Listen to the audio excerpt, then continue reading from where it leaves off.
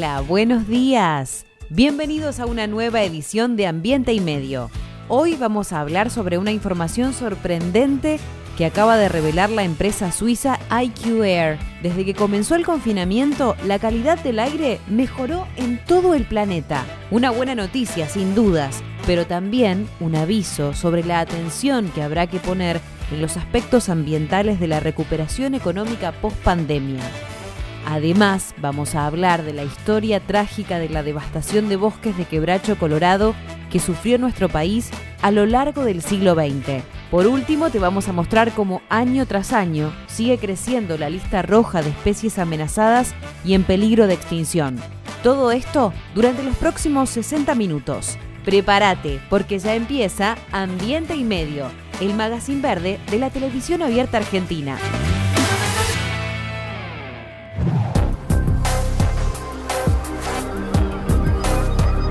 La calidad del aire tiene un impacto directo sobre la salud humana y el medio ambiente. Las emisiones que genera la industria, la basura o el transporte provocan un enorme daño en los ecosistemas y en la población, sobre todo en los sectores más vulnerables.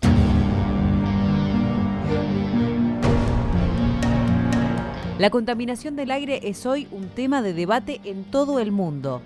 Solo en América Latina, unas 440.000 muertes prematuras anuales tienen ese origen. Las infecciones respiratorias agudas son una de las 5 causas de muerte en niños menores de 5 años.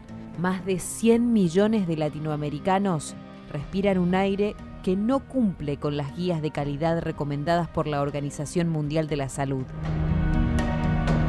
Por eso, es importante replantearnos la forma en la que nos movilizamos, en la que consumimos, en la que producimos alimentos, energía, vestimenta.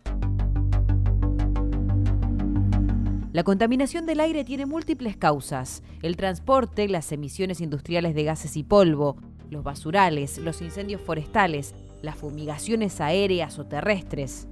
Es indispensable que la industria y el transporte migren hacia tecnologías más limpias, que los ciudadanos disminuyan su huella de carbono, que la humanidad realice las transformaciones que el planeta necesita. Todo ser humano tiene derecho a vivir en un ambiente limpio y seguro. Se trata de un derecho que obviamente debe estar garantizado por el Estado, pero también debe sostenerse en el compromiso de una población cada vez más consciente y más responsable.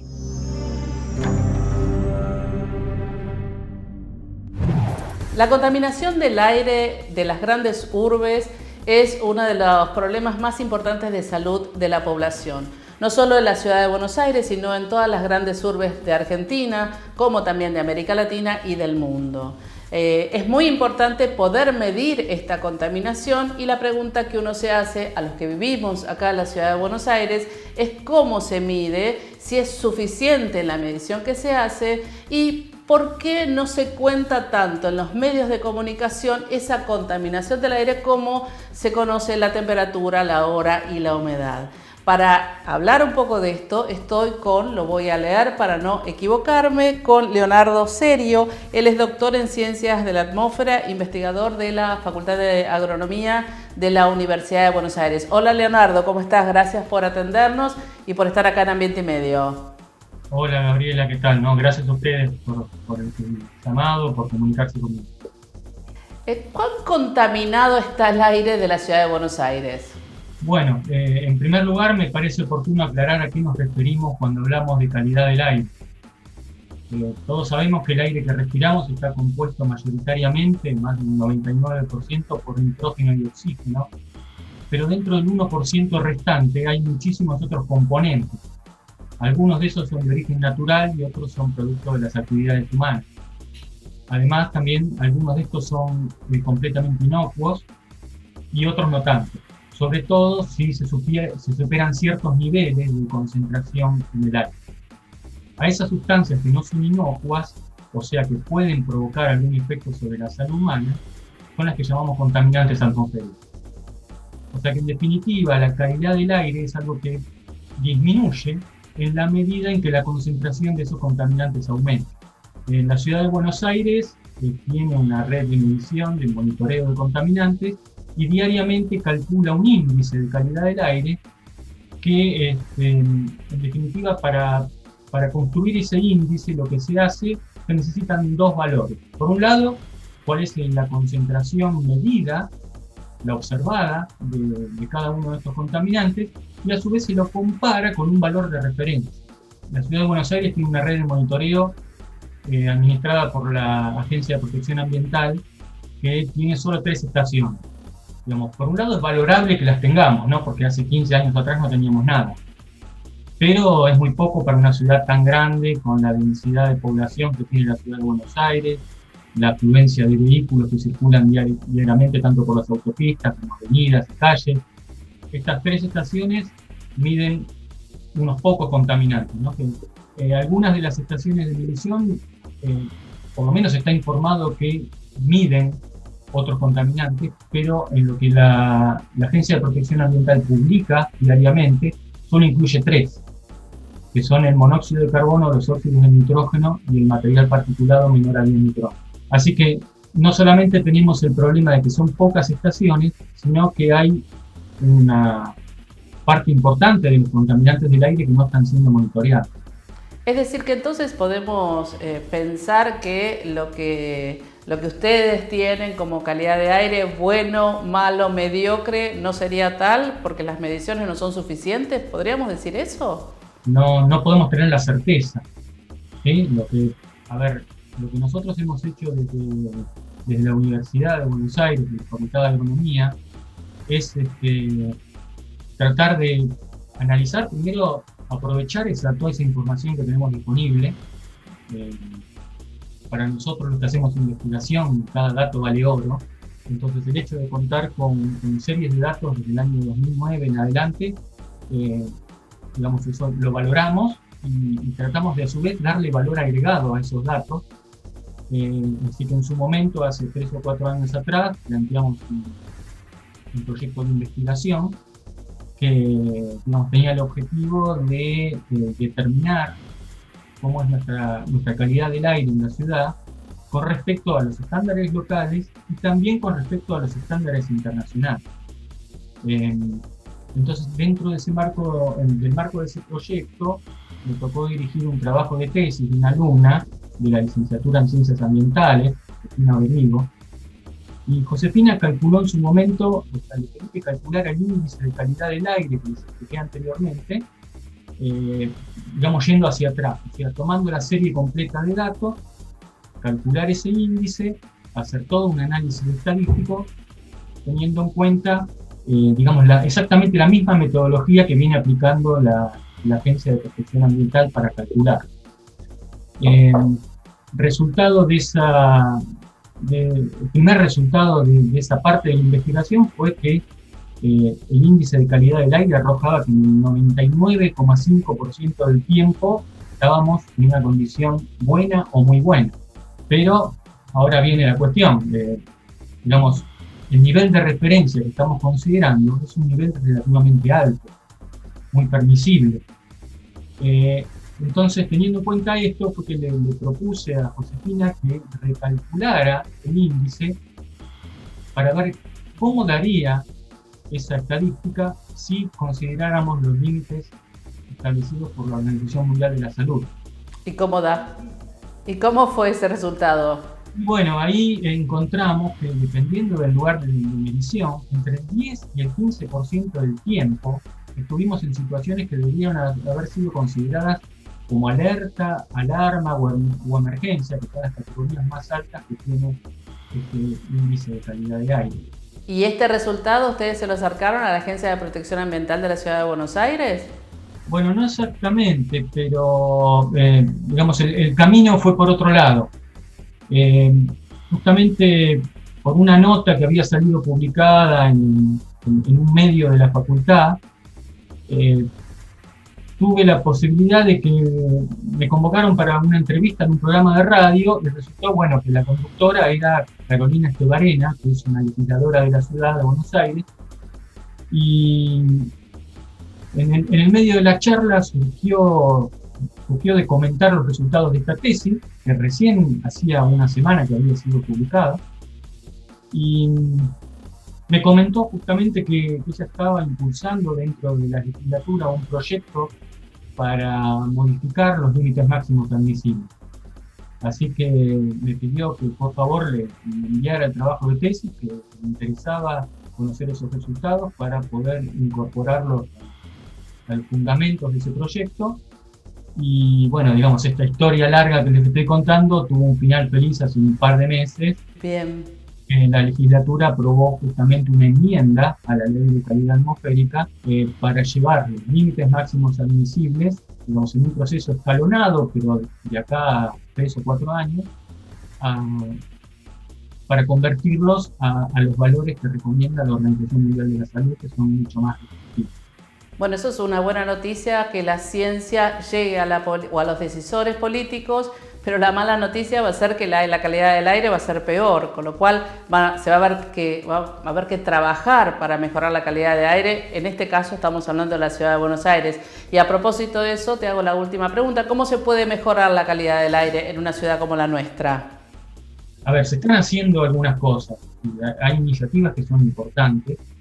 La intención, por ejemplo, de ordenar el tránsito con el Metrobús, los carriles exclusivos, la restricción a la circulación de autos particulares en el microcentro, el uso cada vez mayor de las bicicletas, la separación de residuos. Bueno, hay un montón de iniciativas que son muy buenas, pero evidentemente no alcanzan. Se requiere, a mí me parece que es un cambio de mentalidad de la población, ¿no? Porque más allá de todo lo que se hace desde el punto de vista gubernamental para mejorar la calidad del aire, hay cuestiones de conducta que merecen, digamos, que deberían ser cambiadas, ¿no?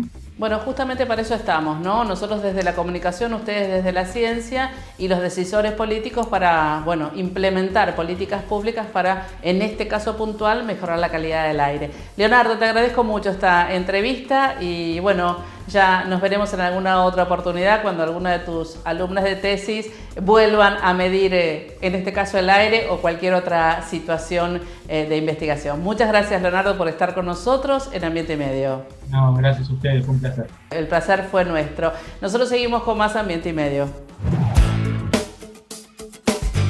Quédate por ahí, porque en el próximo bloque vamos a hablar del impacto ambiental que tuvo la devastación de bosques de quebracho colorado en nuestro país.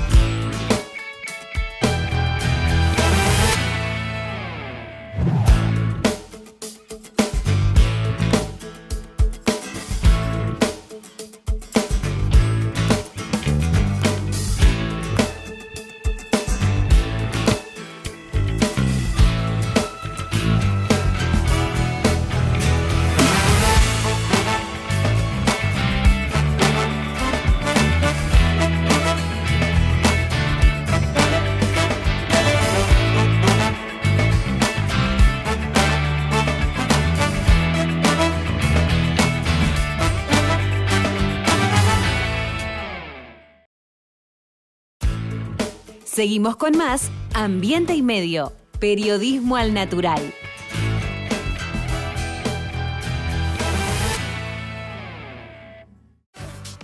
BA Group, desarrollando tu capital filosófico.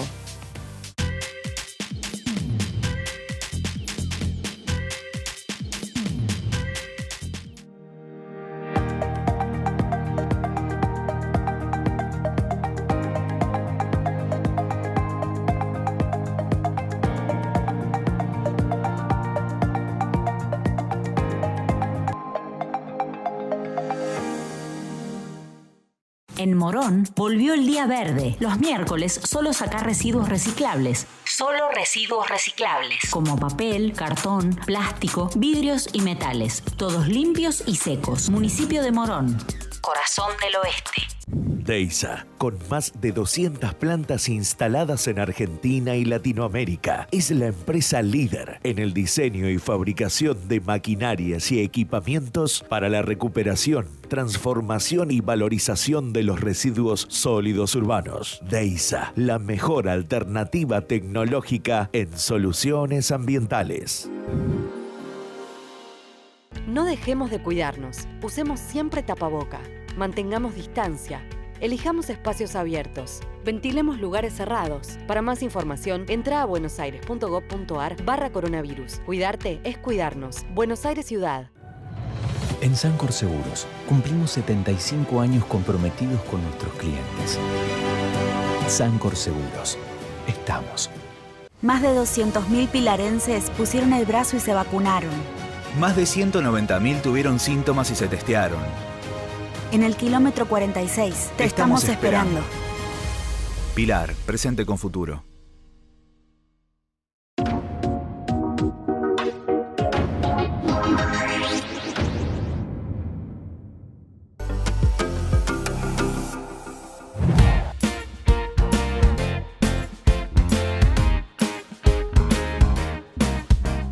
Un reciente informe de IQ Earth reveló que en el 2020 el 84% de los países mejoró su calidad del aire. Vamos todavía. Pero esto se dio debido a los distintos confinamientos que hubo alrededor del mundo. Es decir, que con las reactivaciones en general va a empeorar la calidad del aire. Para que tengamos una idea, lo que se mide es la polución del material particulado proveniente de los distintos factores contaminantes, que son muchos y muy variados, que van desde las industrias, los vehículos, la calefacción, la construcción, la quema de desechos, la quema de la maleza y etc.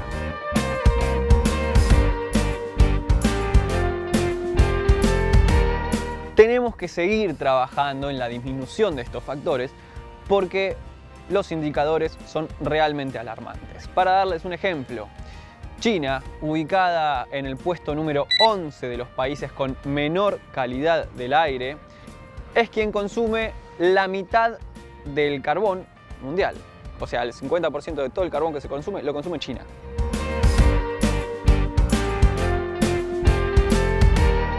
Hay muchas ciudades del mundo que no cumplen con los parámetros de la OMS. Delhi en India, Jakarta en Indonesia.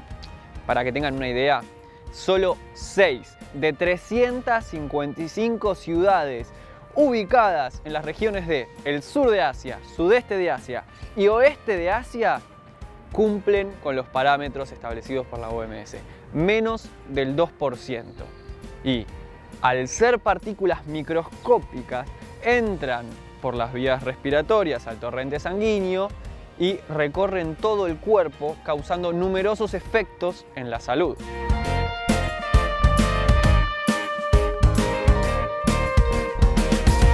La contaminación del aire causa 7 millones de muertes prematuras al año. Se la asoció con riesgo de bajo peso al nacer y con el aumento de infecciones respiratorias agudas. Atentos acá. El 92% de la población mundial respira un aire tóxico según los estándares de la OMS.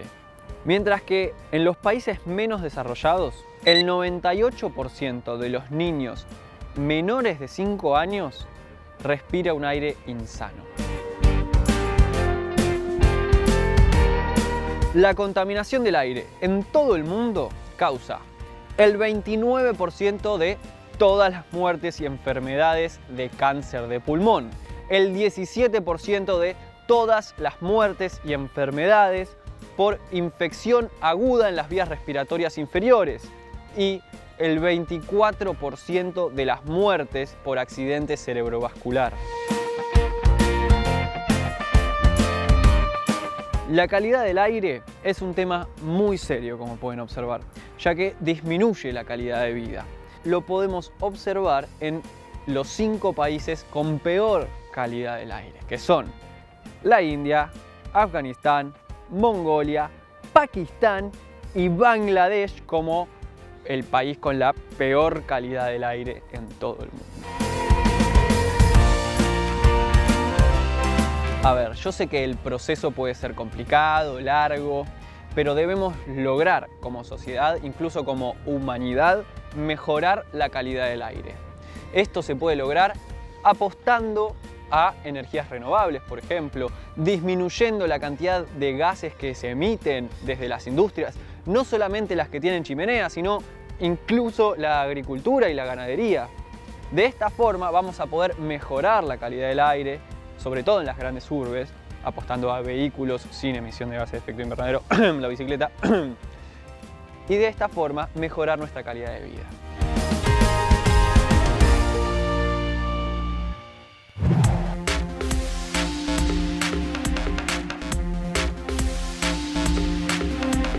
Nuestra historia está repleta de momentos icónicos, pero sin dudas que uno de los más importantes ocurrió en 1817, cuando el general Don José de San Martín y su ejército libertador cruzaban la cordillera de los Andes para luego vencer a los españoles en lo que fuera una de las máximas hazañas de la historia. Se dice que pocas veces la humanidad ha sido testigo de tamaño evento como el sucedido en la actual estancia Manantiales, provincia de San Juan. Lo interesante y lo que nos convoca a nosotros, más allá de que semejante evento histórico es transversal a cualquier temática, es que no eligió San Martín cualquier lugar para inmortalizarse. Glaciares, ríos y vertientes que confluyen en la mayor fuente hídrica del país, montañas y valles que son visitados por turistas de todo el mundo, flora y fauna autóctona como el mítico gato andino. Un lugar donde converge lo histórico con lo natural, y es por eso que desde hace décadas que se quiere poner en valor a este lugar.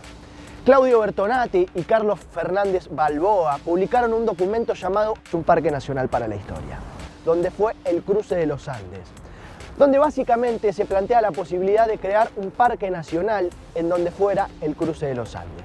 Vamos a ver de qué se trata y, por supuesto, hablar con uno de los autores.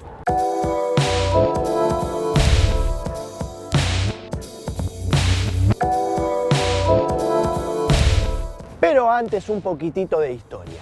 En 1817 el ejército de los Andes cruzaba la cordillera en 6 columnas de marcha que iban desde Mendoza hasta La Rioja.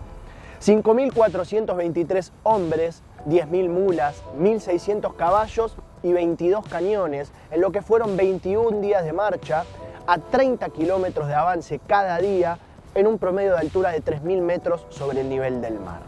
En la columna principal, la 3, la conducía el entonces capitán general José de San Martín, acompañado del mayor general brigadier Estanislao Soler y el brigadier Bernardo O'Higgins. Tras hacer noche en la estancia Manantiales, San Martín lideró el cruce de los Andes para liberar a Chile en una estrategia militar majestuosa que a día de hoy se sigue estudiando en todas las academias militares de todo el mundo.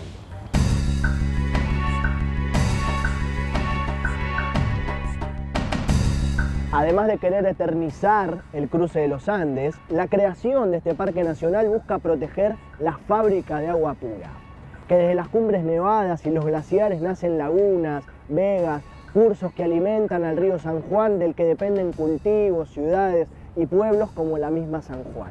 Así como también preservar un gran número de símbolos de la biodiversidad andina, como el gato andino ya mencionado, el chinchillón común, el puma, el cóndor, el guanaco y especies de plantas como el leoncito y la oreja de chancho. Especies que sin duda se verían altísimamente beneficiadas en su estado de conservación con la creación de un área protegida.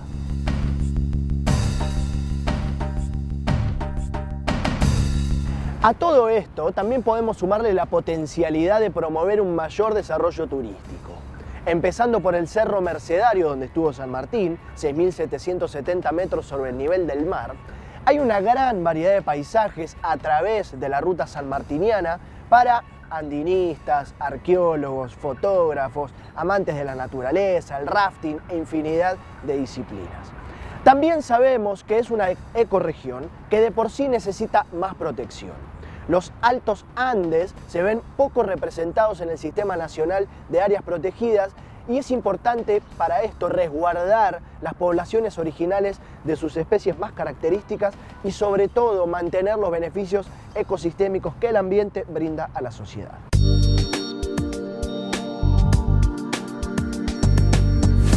La propuesta es concreta: crear el Parque Nacional Manantiales en la provincia de San Juan. 310.000 hectáreas demarcadas tentativa y preliminarmente bajo sugerencia de la Administración de Parques Nacionales. Esto no solamente para preservar la biodiversidad o el ecosistema, sino también para honrar de alguna manera los trayectos recorridos por el ejército, articulando así los diferentes destinos turísticos fundamentales de la gesta libertadora en el área de Manantiales y también en el área de Uspallata, que también forma parte del proyecto, más al sur y en combinación con Mendoza. Claudio Bertonati, como les contaba, es uno de los autores de este documento y es alguien con el que hemos hablado muchas veces, siempre muy predispuesto, y es por eso que no quería dejar la oportunidad de preguntarle sus sensaciones y sobre todo qué significa para él este proyecto. El sudoeste de la provincia de San Juan es el escenario histórico donde tuvo lugar la epopeya más importante de la historia argentina y una de las mayores hazañas de la historia mundial militar. Fue protagonizada por el Ejército de los Andes, ese legendario grupo humano multinacional, multirracial, conformado por paraguayos, orientales uruguayos, chilenos, numerosos oficiales del ejército o del ex ejército napoleónico y argentinos de distintas provincias y de todas las clases sociales, incluyendo afroamericanos esclavos y miembros de los pueblos originarios. Recordemos que Chepollá, por ejemplo, el trompeta o trompa del ejército era guaraní. En la estancia Manantiales pasó la columna principal del Ejército de los Andes. No solo pasó, pasaron la noche allí, y liderados por ni más ni menos que los libertadores, José de San Martín y Bernardo O'Higgins. En esta región encontramos glaciares, nieves eternas, espejos de agua, lagos, lagunas, numerosos arroyos. Por eso es estratégico crear un parque nacional acá, no solamente para proteger esos parajes históricos, ese escenario histórico, los sitios arqueológicos donde hay numerosos muestrarios de arte rupestre, sino también los muestrarios de diversidad biológica andina, muy poco representadas dentro del Sistema Nacional de Áreas Protegidas. Las montañas que representan esos grandes desafíos para el andinismo, hay al menos 6 que superan los 6.000 metros sobre el nivel del mar. Todo este conjunto paisajístico representa la gran oportunidad para la provincia de San Juan para poder desarrollarse en armonía y respeto con su paisaje, un aprovechamiento inteligente que todos los argentinos queremos ver.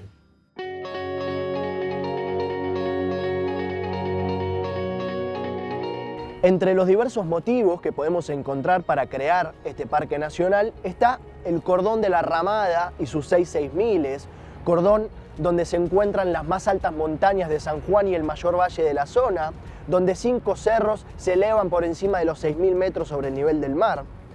Glaciares, vegas y ríos que mejoran y hacen habitable a un ambiente con condiciones desérticas.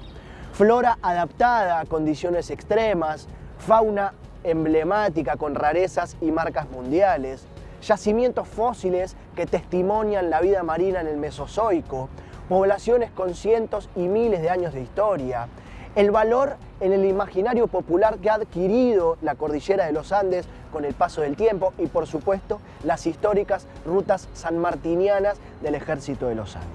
Motivos no faltan, lo que falta ahora es un parque nacional para la historia.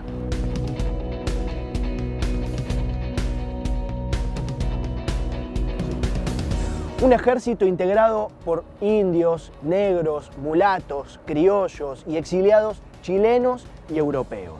Una mezcolanza divina que es un fiel reflejo de nuestra gran diversidad cultural que hoy por hoy puede estar un poco menos visible, pero que indudablemente está y hacia la conformación de nuestra historia. El 19 de febrero de 1826 llegaron a Buenos Aires los 78 hombres que quedaban del Ejército de los Andes, sin el propio San Martín, por supuesto, pero con una hazaña histórica en sus espaldas. A San Juan no pude ir, por eso los traje a la Plaza San Martín, que dicho sea de paso para mí, es la plaza más bonita de la ciudad de Buenos Aires. Y el día de mañana, quien te dice, la gente vendrá, mirará el monumento y dirá, ¿vos sabés que donde cruzó San Martín hoy hay un parque nacional?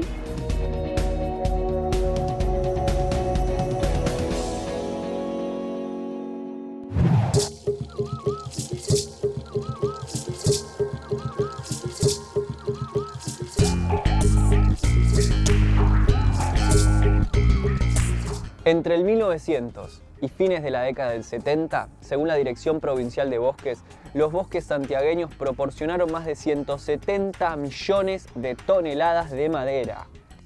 64.500.000 postes de quebracho colorado fueron distribuidos y utilizados en el país, como postes de luz, leña y durmientes de tren, como estos que tengo aquí abajo mío.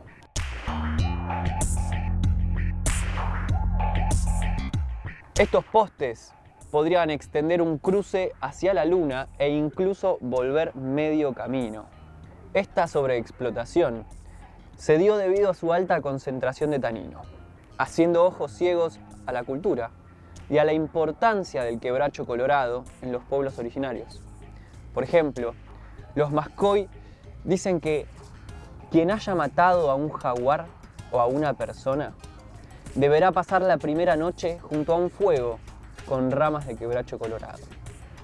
Su crepitar lo mantendrá desvelado y atento a los ataques de ese alma en pena que intentará arrastrarlo a la locura o a la muerte.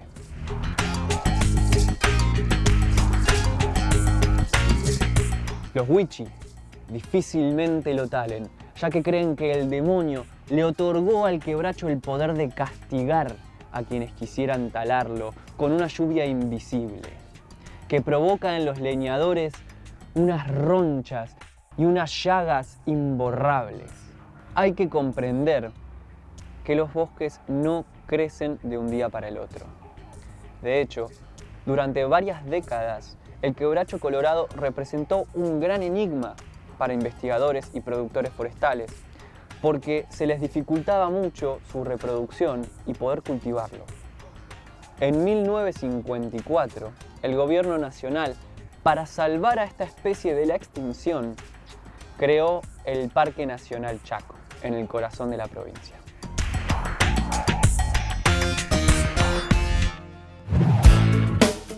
No te muevas de ahí.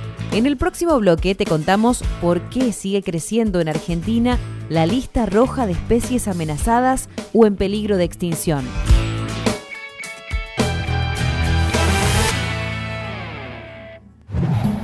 ¿Todavía no pudiste ver Punto de No Retorno? Ingresá a www.fundacionambienteymedio.org y mirá el primer documental argentino sobre el cambio climático en nuestro país. Punto de No Retorno, un documental de Sergio Federovisky y Fundación Ambiente y Medio. Punto de No Retorno, porque estamos ante una crisis climática, pero no es el fin del mundo. Es el fin del mundo tal como lo conocemos.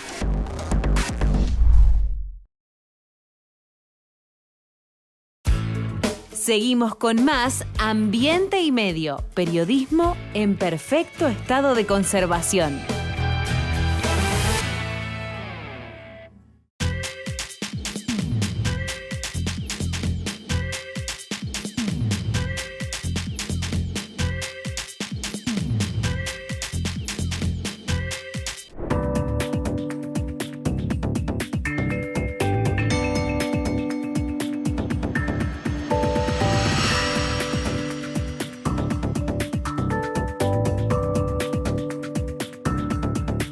Grupo Petersen, desde 1920, construyendo el país.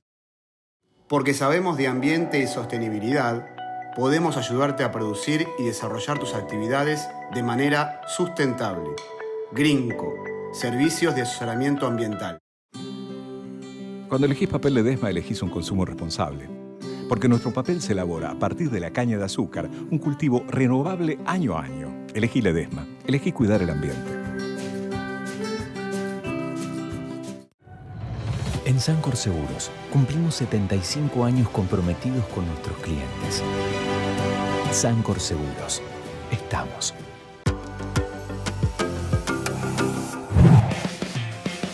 La Organización de las Naciones Unidas para la Educación, la Ciencia y la Cultura, UNESCO, y Fundación Ambiente y Medio desarrollaron la primera plataforma digital de formación e intercambio para periodistas ambientales de América Latina. Más de 200 comunicadores ambientales de 13 países ya se encuentran conectados mediante esta comunidad que crece día a día. Los miembros y usuarios en general cuentan con acceso a contenidos libres que promueven más y mejor información. Periodistas Ambientales tiene un compromiso asumido en reforzar capacidades. Es por eso que ofrecemos diversos recursos educativos como guías, cursos en línea y listados de fuentes que contribuyen a mejorar la calidad de las producciones periodísticas. Además, constituye un espacio de encuentro entre colegas y de exposición de trabajos para la divulgación de las problemáticas ambientales que enfrenta la región.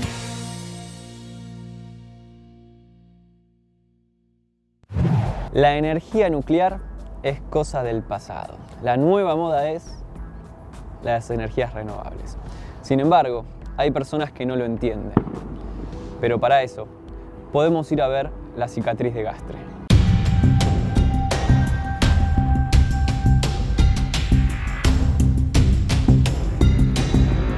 Cuando la Argentina era gobernada por militares, además de la represión, abundaba la megalomanía.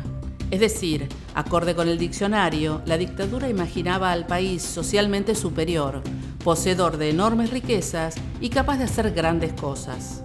Una de esas grandes cosas, aupada en la aún presente y confusa noción de la independencia tecnológica, era convertir a la Argentina en una potencia atómica.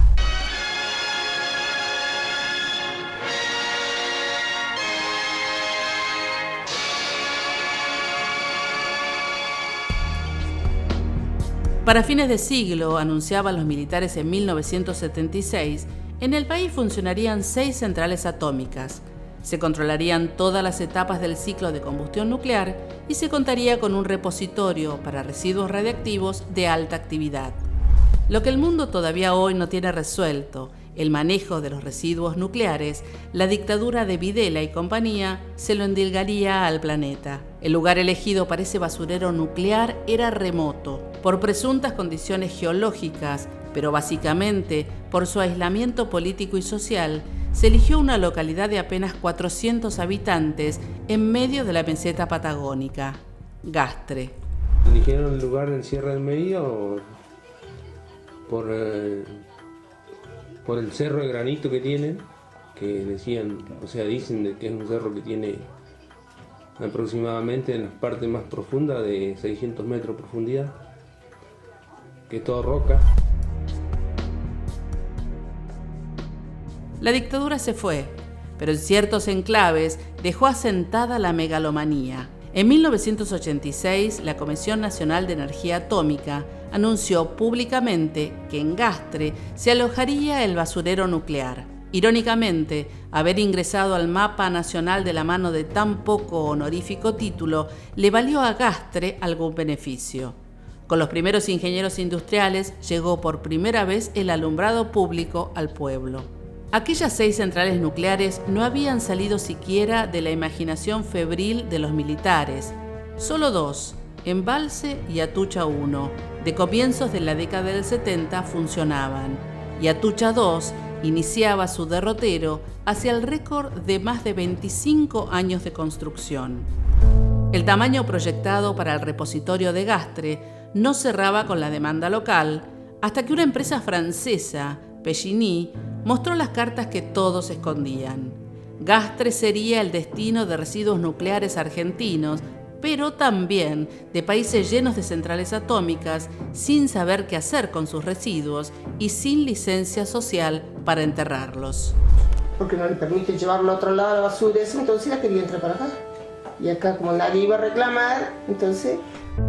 El ofrecimiento era más adecuado a una república bananera que a la potencia nuclear que los militares habían soñado y la democracia no había desactivado. Financiar el vertedero, la ruta que uniría Gastre con Puerto Madryn, un flujo comercial de $30 millones en 10 años y un pago de otros 13.000 millones para el gobierno argentino eran la promesa.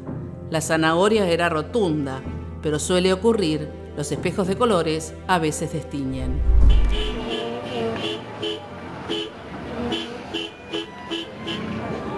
Creo que si no está arriba del camión... El rechazo surgió por doquier, hasta en Gastre, donde los ilusionados pobladores entendieron que el trabajo que se les ofrecía suponía un riesgo muy alto.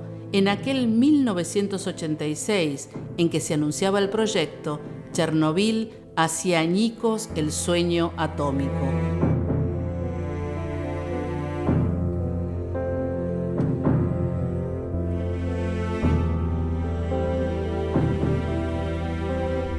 Finalmente, una histórica marcha realizada en 1996 con 10 grados bajo cero llevó a Gastre más gente que la que nunca tuvo en su historia.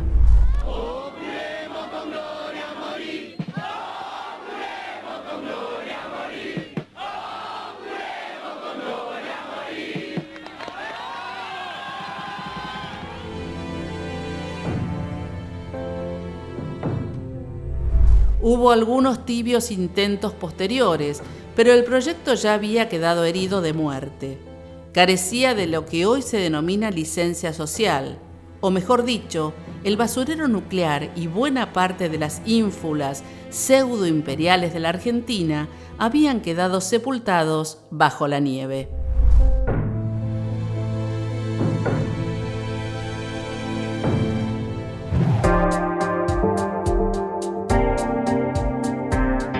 Entre todos los temas que tocamos en Ambiente y Medio están los animales, que por cierto interesa mucho. Situación que tiene infinidad de problemáticas, pero que tiene un punto donde todo se vuelve muy complejo: la declaración de una especie en peligro de extinción. La Unión Internacional para la Conservación de la Naturaleza lanzó hace algún tiempo una actualización de la lista roja de especies amenazadas, en la que pone de manifiesto el estado de conservación de cada especie, asignándoles diferentes categorías de acuerdo a su estado de conservación o protección. Una herramienta técnica para conocer el estado actual de cada especie en una lista que va cambiando año a año. Actualmente el número asciende a más de 100.000 especies, de las cuales un 25% se encuentra en peligro de extinción. En este caso, los anfibios y los reptiles son los más amenazados.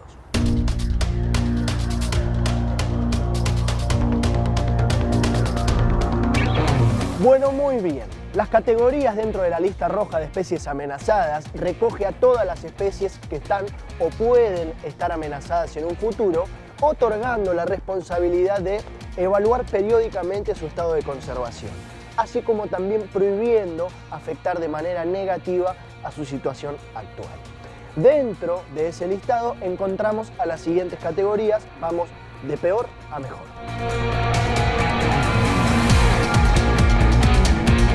Extinta. Por eso quise empezar por acá, para que no sea tan heavy. De todas formas, tampoco hay mucho para explicar. Se considera una especie extinta cuando no hay ningún tipo de duda de que básicamente se murió el último ejemplar viviente de esa especie. El dodó, extinto en el 1600 en las Islas Mauricio, la foca monje, el mamut, los dinosaurios. Durante el 2019 se extinguieron 24 especies y si vamos al 2012 podemos hablar de un caso emblemático como el del solitario George, el último ejemplar de tortuga gigante de Pinta, endémica de las Islas Galápagos, que se moría y con ello se extinguía su especie.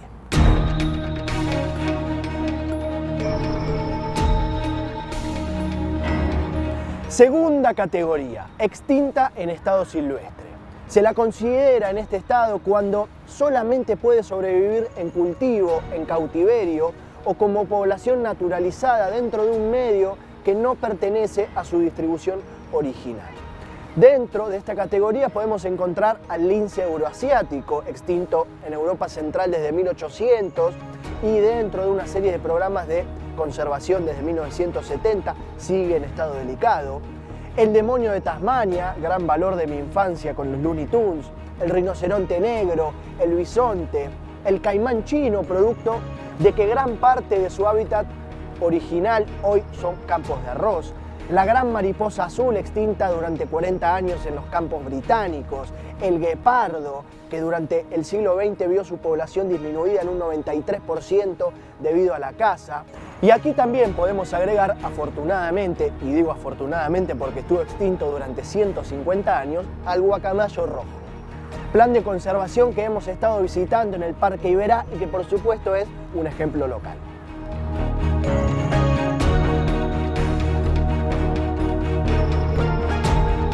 Tercera categoría, en peligro crítico, es decir, cuando se enfrentan a un riesgo extremadamente alto de extinguirse en estado silvestre en un futuro inmediato. Sus individuos son pocos en número y están amenazados por la variabilidad de los parámetros ambientales y o por la depredación y necesitan urgentemente un plan de conservación. Ejemplos locales, la rata vizcacha, el mono aullador rojo y por supuesto, gran estrella de nuestro programa, la pantera onca, el jaguarete. Fundamentalmente dentro de programas de conservación, pero con algunos ejemplares sueltos en estado silvestre y es por eso que pertenece a esta categoría.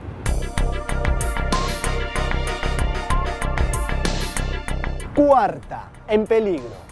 Una especie se considera en peligro, aún no perteneciendo a la categoría anterior, en peligro crítico, está enfrentándose igualmente a un riesgo muy alto de extinción en estado silvestre en un futuro cercano. Especies cuya supervivencia es poco probable si continúan los factores causales de su situación actual y por supuesto que también necesitan un plan de conservación. El rinoceronte blanco, el gorila de montaña, el tigre de Sumatra, el lince ibérico, el oso polar, el atún rojo son algunos ejemplos. Quinta, vulnerable. No se encuentra dentro de las categorías de peligro, pero aún así presenta un alto riesgo de extinguirse en estado silvestre a medio plazo. Incluye programas de conservación debido a las altas probabilidades de convertirse en especies en peligro si persisten sus principales amenazas. Y acá también tenemos un ejemplo muy reciente, un animal con el que yo me identifico muchísimo y que hace poquito pasó de estar en peligro a ser vulnerable. El oso panda, animal estrella cuando se habla de programas de conservación, el gobierno chino lo declaró hace muy poquito como vulnerable.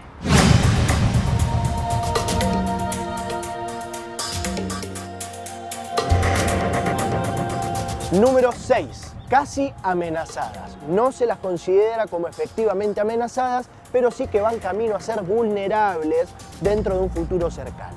Ejemplos locales, la rata huira, el tuco argentino, el cuis andino, la ardilla de las yungas, el huroncito patagónico, el oso melero y varios más.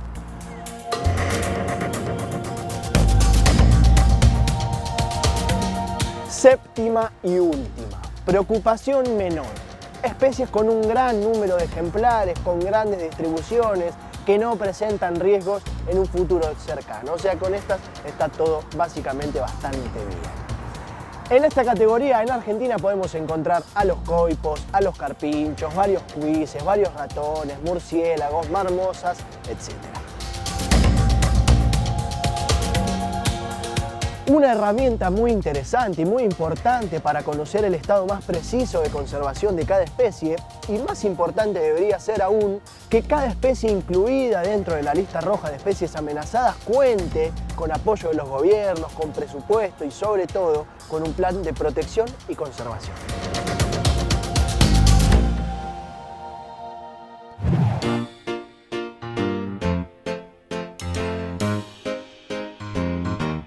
Medios de transporte, ya saben cuál me va, ¿no es cierto? Bueno, cuestión, hace poco me acercaron un documental que ratifica mi posición, se llama Bicicletas versus Coches, en el cual su director, Fredrik Gertten, nos invita a reflexionar y a ver la convivencia diaria que tienen que soportar las bicicletas y los autos en las distintas ciudades del planeta. También reflexiona sobre las ventajas e inconvenientes de fomentar uno u otro modelo de transporte. Como les decía, este documental ocurre en distintas ciudades del planeta, en distintos continentes, puede ser Toronto, Sao Paulo o Los Ángeles, y la imagen es bastante parecida en todos los escenarios. Ríos y ríos de vehículos a motor, ocupando espacio, parando forzosamente o haciéndose un costado para descansar y volver a contaminar al día siguiente.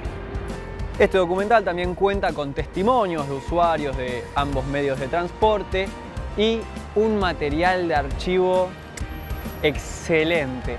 Hay testimonios de taxistas opinando sobre ciclistas, pero también hay un testimonio, un material de archivo de un exalcalde de Toronto que es desopilante, casi tanto como su gestión en cuanto al tema. Otra cosa importante de este documental son las distintas imágenes, las distintas secuencias de imágenes que ya solamente siendo espectador nos generan distintas sensaciones. Bicicletas versus coches. Un documental para terminar de decidirnos a la hora de elegir nuestra forma de movernos. Y antes de que me olvide, pueden seguirnos en @Fundación Ambiente y Medio, pueden volver a ver el programa entero en YouTube o en la web ambienteymedio.tv. Nos vemos la próxima.